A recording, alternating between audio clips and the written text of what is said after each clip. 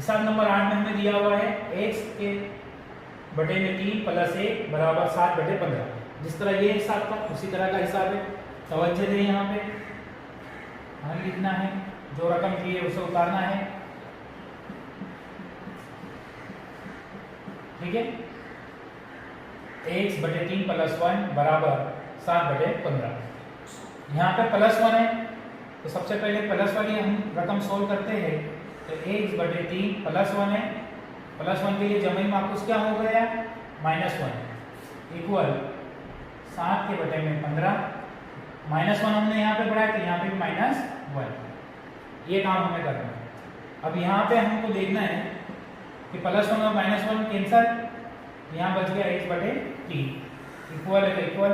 अब यहाँ दोनों जानिब हमने कौन सी रकम रखी है, एक का जमई माकूस -1, ये खास याद रखना।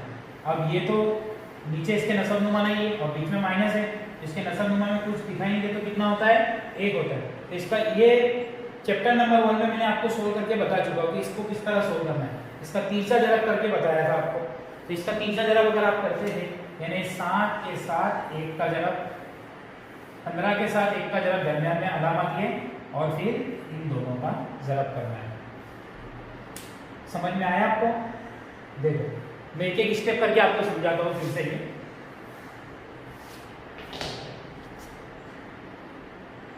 7 बटे 15 और नफी 1 दिया हुआ और इसके बटे में कुछ दिखाई नहीं दे तो 1। तो सबसे पहले जो है हम ये तीसरा जरब करेंगे, ये दोनों, यानी 7 का पढ़ा 1 तक पढ़ना है। तो 7 एका 7, फिर दरमियान में माइनस है तो माइनस। अब इन दोनों का जरब करना है।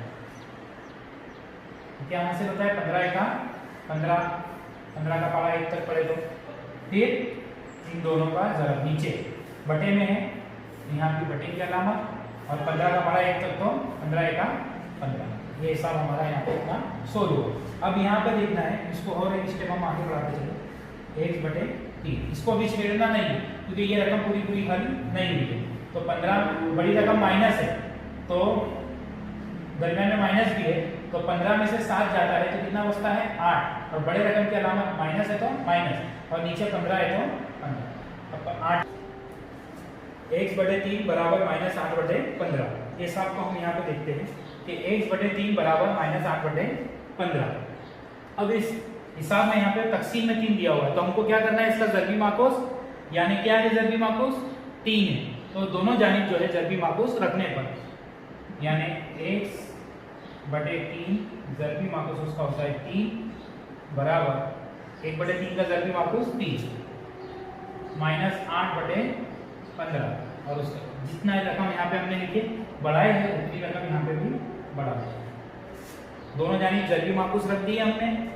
अब जो है ऊपर कितना है 3 और नीचे कितना है 3, ये कैंसल, यहाँ बच गया हमारा x।